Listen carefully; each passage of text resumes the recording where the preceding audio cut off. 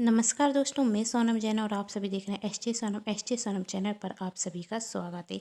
दोस्तों, आज की कहानी है देवरानी जी बहुरानी नहीं नौकरानी बनने के लिए तैयार हो जाइए। भाग 16। यदि आप सभी को मेरे द्वारा लिखी गई ये कहानी पसंद आए तो चैनल को सब्सक्राइब कर लीजिएगा और पास में जो बेल आइकन का बटन है उसे प्रेस करना बिल्कुल ना भूलें, क्योंकि उसी से मिलेंगी आप सभी को मेरी आने वाली हर कहानी की नोटिफिकेशन। कहानी पसंद आने पर वीडियो को लाइक कर दीजिएगा, क्योंकि आप जानते हैं जब आप करते हैं वीडियो को लाइक तो मुझे मिलती है नई नई कहानियाँ लिखने के लिए प्रेरणा।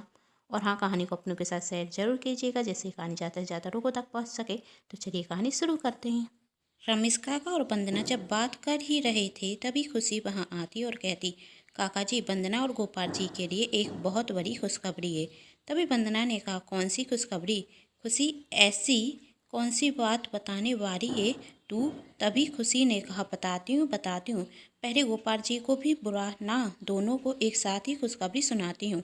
तभी वंदना ने कहा, गोपाल जी अंदर है, मैं अभी उन्हें बुलाकर आती हूँ। कहकर वंदना अंदर कमरे में गोपाल को बुलाने के लिए जाती तो देखती कि गोपाल उदास है और खिड़की के पास खड़ा हुआ है। तभी वंदना ने कहा, क्या हुआ गोपाल जी, आप इस तरह उदास किए हुए? तभी गोपाल ने कहा, जब से भैया और भाभी की असलियत जानी है तब से किसी भी चीज़ में मन ही नहीं रखता है। तुम तो जानती हो वंदना कि मैंने भैया और भाभी को अपना परिवार समझा था। तब वंदना ने कहा, कब तक पुरानी बातों को याद रखेंगे गोपाल जी? पुरानी बातों को भूल जाइए। गोपाल ने कहा, भूलना तो मैं भी चाहता हूँ वंदना जी, लेकिन भूल ही नहीं पाता। मैं तो आपका भी दोषी हूँ, आपको भी मेरी वजह से कितनी परेशानी उठानी पड़ रही है। तब वंदना ने कहा, ऐसा मत कहिए गोपाल जी, और मैं थोड़ी ना दुखी हूँ, आपके साथ है तो मैं हमेशा खुश हूँ। आपका साथ है तो मुझे किस बात का दुख? तभी गोपाल ने कहा, आप कितनी अच्छी हैं वंदना जी, हमारी शादी को पूरे 4 महीने नहीं हुए और आपने मुझे अपना मान लिया, और जिनके साथ मैं बचपन से रहा और उन्होंने कभी मुझे अपना समझा ही नहीं। एक रमेश काका हैं जो पराए होकर भी मेरे अपने, एक आप हो जो मेरा साथ हर परिस्थिति में निभा रही हो, और एक मेरा परिवार। कहते हुए गोपाल की आंखों में आंसू आ जाते। तब वंदना ने कहा, बस कीजिए गोपाल जी, और कितना रोएंगे आप? रोते हैं तो मुझे भी रोना आता है, क्या आप मुझे रोते हुआ देख सकते हैं? नहीं वंदना जी। तब वंदना ने कहा, तो आप मुझसे वादा कीजिए कि अब आप पुरानी बातों को सोचकर दुखी नहीं होंगे, और बाहर चलिए, खुशी और काका जी हमारा इंतजार कर रहे हैं। खुशी कह रही है कि एक बहुत बड़ी गुड न्यूज़ है जो वह हम दोनों को सुनाना चाहती है। जब गोपाल और वंदना बाहर आते तो वंदना खुशी से कहती, अब जल्दी बताओ कि क्या खुशखबरी है? तब खुशी ने कहा, तुम चाहती हो ना कि गोपाल जी की एक अच्छी नौकरी लग जाए?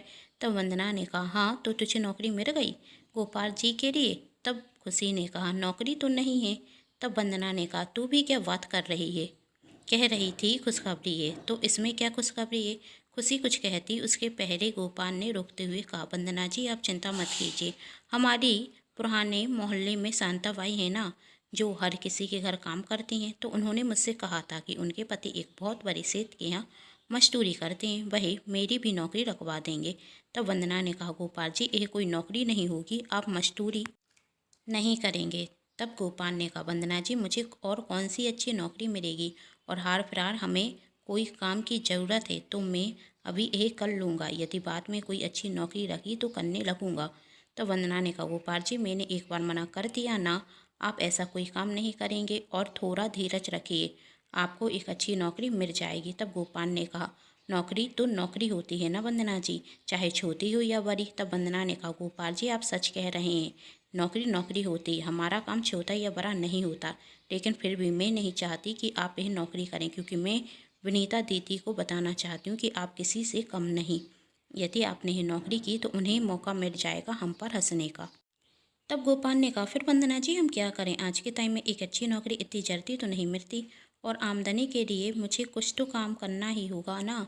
तब वंदना ने कहा, वही सब मैं नहीं जानती। तब गोपाल ने कहा, तो ठीक है वंदना जी, फिर आप ही एक अच्छी नौकरी कर लीजिए, पढ़ी लिखी हैं। तब वंदना ने कहा, पहली नौकरी तो आप ही करेंगे। तब गोपाल ने कहा, आपकी जितना मुझे समझ में नहीं आ रही है। तब खुशी कहती, अरे बाबा, पहले तुम दोनों शांत हो जाओ और पहले मेरी पूरी बात तो सुन लो। तब वंदना ने कहा, अब क्या कहना है तुझे? और यही सब बहसबाजी ना तेरी वजह से हो रही है। कह रही थी खुशखबरी है, क्या खुशखबरी लेकर आई है? तब खुशी ने कहा, पहले तू मेरी बात सुन और उसके बाद डिसाइड करना खुशखबरी है या नहीं है। सुना, वंदना ने कहा। खुशी ने कहा, गोपाल जी बिल्कुल सही कह रहे हैं। इतनी जल्दी एक अच्छी नौकरी मिलना मुश्किल है और आमदनी के लिए कोई काम तो करना ही होगा। तब वंदना ने कहा, ये हम जानते हैं, तू क्या कहने के लिए आई है वही बताओ। खुशी ने कहा, मैं यह कहना चाहती हूँ कि तुम दोनों टिफ़िन सर्विस का काम क्यों शुरू नहीं करते। गोपाल जी के हाथ का खाना मैंने खाया है, बहुत स्वादिष्ट बनाते, और तू भी कोई कम नहीं, तो दोनों मिलकर टिफ़िन सर्विस का काम करना शुरू कर दो ना। इससे तुम दोनों को नौकरी ढूंढने की भी ज़रूरत नहीं होगी, काम घर से होगा और अच्छी आमदनी भी होगी। तुम्हारी सारी समस्याओं का हल है इस काम में। वंदना ने कहा, वैसे कह तो तू सही रही है, यह आइडिया मुझे क्यों नहीं आया। तभी गोपाल कहता, टिफ़िन सर्विस यह क्या होता है। तब खुशी कहती, अक्सर लोग घर का खाना खाना पसंद करते हैं, लेकिन कई कारण से कुछ लोगों को घर से दूर रहना पड़ता है, जैसे कि नौकरी पेशा व्यक्ति या स्टूडेंट। घर से दूर रहने की वजह से वही घर पर खाना नहीं खा पाते, इसलिए अक्सर लोग टिफ़िन सर्विस के द्वारा खाना मंगाते हैं, जिसमें घर जैसा ही स्वाद आता है। तब वंदना ने कहा, लेकिन तब खुशी ने कहा, अब क्या लेकिन। वंदना ने कहा, कोई भी व्यवसाय शुरू करो, उसके लिए पैसा चाहिए होता है, और टिफ़िन सर्विस का काम करने के लिए भी पैसों की ज़रूरत होगी ना। अब खाना बनाने के लिए बड़े बर्तनों की ज़रूरत होगी, और खाना बनाने की सामग्री भी तो एक साथ लेनी होगी ना, और फिर ग्राहकों को भी ढूंढना पड़ेगा। तब रमेश काका ने कहा, बेटी तुम पैसों की चिंता मत करो, पैसे मैं दे दूंगा। तब वंदना ने कहा, नहीं काका जी, पहले ही आपके एहसान हम पर हैं और पैसे नहीं दे सकते। तब रमेश काका ने कहा, उधार समझ कर ले लो बेटी, जब हो जाएंगे तो वापस कर देना, और अब तुम मुझे मना नहीं कर सकती। वंदना और गोपाल रमेश काका को मना नहीं कर पाते और उनसे पैसे लेने के लिए तैयार हो जाते। और खुशी कहती, ग्राहकों की चिंता तुम मत करो, मैं ढूंढ दूंगी। अब तो कोई परेशानी नहीं है ना। खुशी ने कहा, तो शुरू कर दे अपना नया काम। तब रमेश काका कहते, हाँ बेटी, शुभ काम में देरी नहीं करना चाहिए, और कर का तो दिन भी शुभ है, तो कर से ही अपना काम शुरू कर दे। तभी खुशी ने कहा, ऐसे कैसे शुरू करेंगे, अभी एक काम बाकी रह गया है। वंदना ने कहा, अब क्या। अरे, अपने टिफ़िन सर्विस का नाम नहीं रखेगी। तब वंदना ने कहा, इसमें क्या सोचना है, टिफ़िन सर्विस का नाम होगा गोपाल टिफ़िन सर्विस। तभी गोपाल ने कहा, नहीं, नाम होगा वंदना टिफ़िन सर्विस। तब वंदना कहती, नहीं, नाम होगा गोपाल टिफ़िन सर्विस। तभी गोपाल कहता, नहीं, वंदना टिफ़िन सर्विस होगा। दोनों के बीच में बहसबाजी होने लगी। तभी रमेश काका दोनों को रोकते हुए कहते हैं कि नाम होगा गोपाल और वंदना टिफ़िन सर्विस।